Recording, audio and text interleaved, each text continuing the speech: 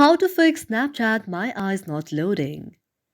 If any day any of you are a Snapchat user and you see that My Eyes is not loading on your Snapchat and you are quite frustrated, do not worry as we have got a perfect solution for this.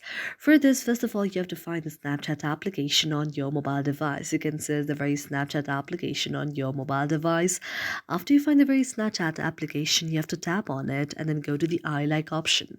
After you go to the I like option, you can see the interface like this. Now you have to tap on notification and enable allow the notification and allow sound and vibration.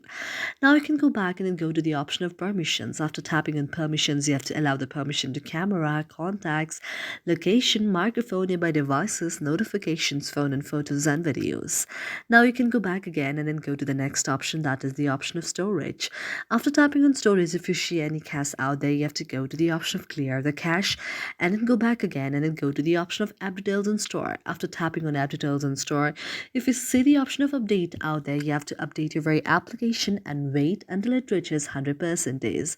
After it reaches 100%, you can just close the very Google Play Store and you can just restart your phone once again and you can see that your problem is solved. Thank you for watching our video, and if you really like it, do not forget to subscribe our channel.